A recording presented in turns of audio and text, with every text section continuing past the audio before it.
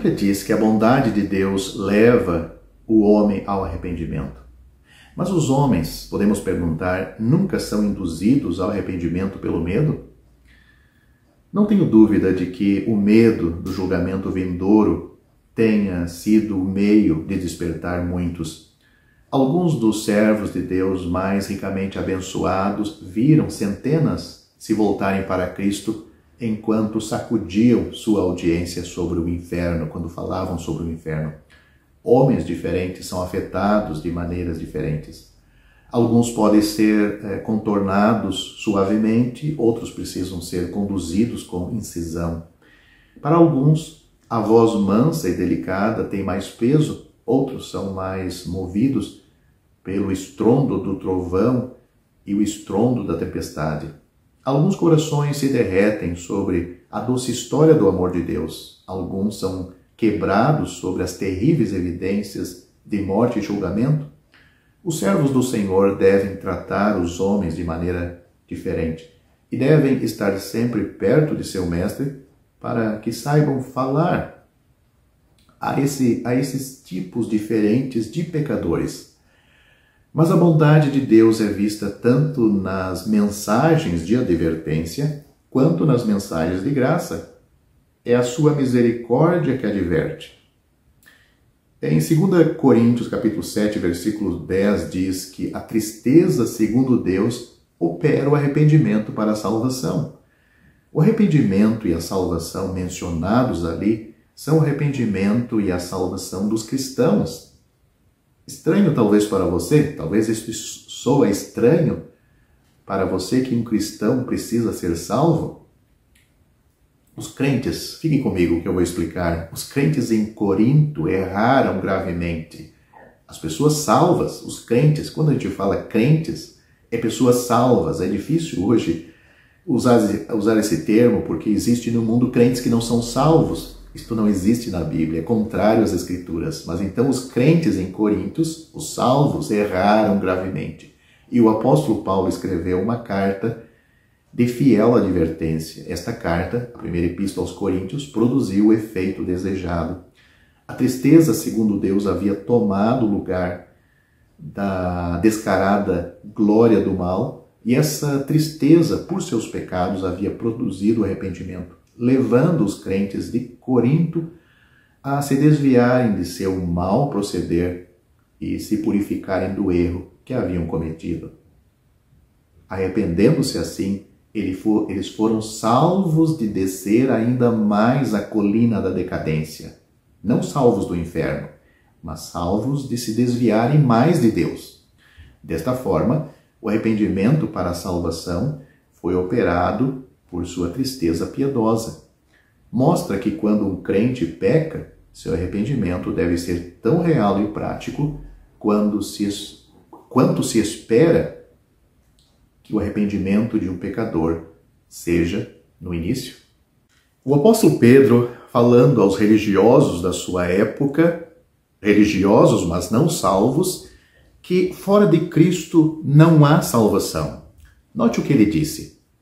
E em nenhum outro há salvação, porque também debaixo do céu nenhum outro nome há dado entre os homens, pelo qual devamos ser salvos.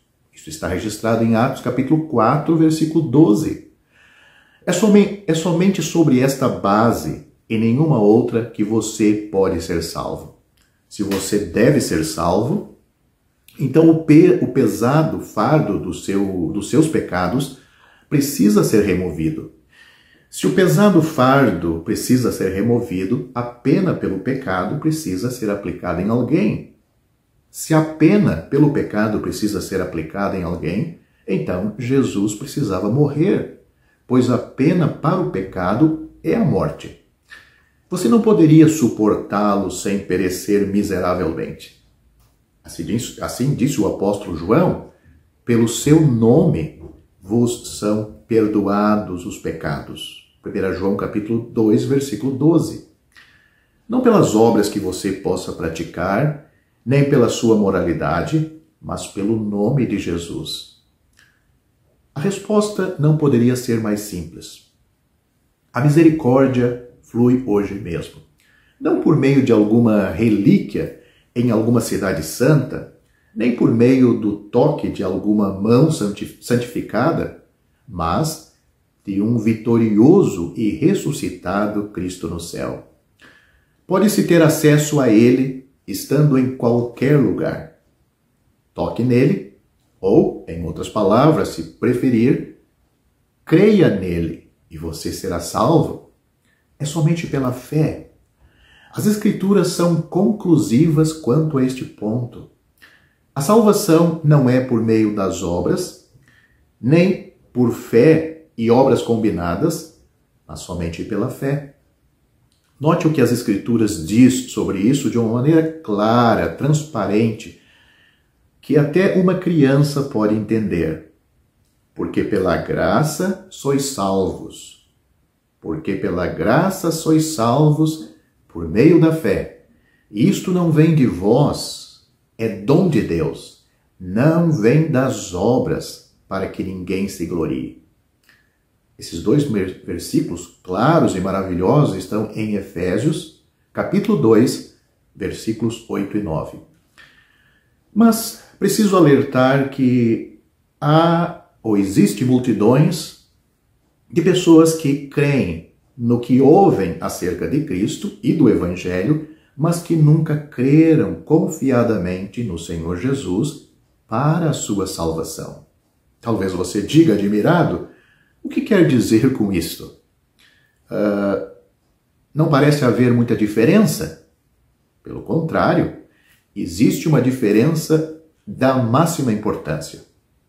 Suponhamos que eu esteja a passear com um amigo numa das ruas principais de alguma grande cidade. O meu amigo, numa certa altura dessa caminhada, ele me diz: você vê aquele grande edifício na esquina, com uma tabuleta de metal? Respondo afirmativamente. Ele diz novamente: bem, é ali que fica o maior especialista em doenças do coração. Vem doentes de todos os pontos do país para consultarem com ele. Os seus êxitos têm sido grandes e numerosos. Nesta altura, o famoso médico sai do edifício e entra em seu carro, pelo que tenho a oportunidade de vê-lo. Felizmente, o meu coração funciona muito bem. Acredito em tudo o que o meu amigo me informou acerca do médico, mas as informações não têm para mim importância, pois não necessito dos seus serviços clínicos hoje. Suponhamos, porém, que poucas semanas depois desta conversa, eu adoeça de repente com fortes crises cardíacas. Lembro-me logo daquele médico. Mando chamá-lo e coloco-me sem reserva em suas mãos, recuperando assim a saúde. Agora, já conheço o médico, conheço a sua perícia e quando falo dele, é com ânimo, pois estou grato por aquilo que me fez. Em resumo, entreguei o meu caso ao médico e descansei confiado em sua sabedoria e capacidade, enquanto antes apenas acreditava no que ouvia acerca dele. Esta é a única resposta sensata. Fé no Senhor Jesus, fé para a salvação, como um pecador perdido.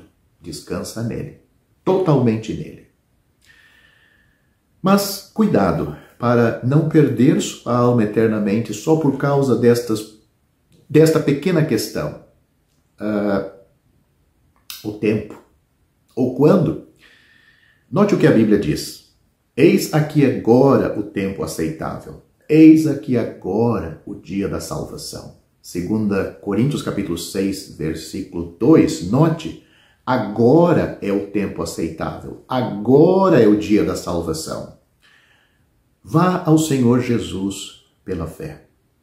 Portanto, se como pecador perdido aos olhos de Deus, você tiver crido de todo o coração, tiver aceitado o Senhor Jesus como tendo sofrido na cruz por todos os pecados cometidos por você e tendo ressuscitado para a sua justificação, então o Cristo na glória é aquele em quem você está agora firme e seguro. Você está nos ombros e nas mãos do bom pastor, e ele nunca o deixará de assim conduzir até que o tenha introduzido no lar celestial. Se assim verdadeiramente creu, você já foi feito membro do corpo de Cristo, a igreja verdadeira, ligado ao seu Senhor pelo Espírito Santo. E agora, a caminho do lar, ele se alegra em reunir os seus em torno de si, fora do arraial, ou seja, do sistema religioso, da cristandade dos nossos dias. Reunido em torno de si e ao seu nome exclusivamente, até que ele volte para levar-nos todos a este lar, para estarmos sempre com ele e sermos semelhantes a ele, por todo sempre, na glória, para o seu eterno louvor.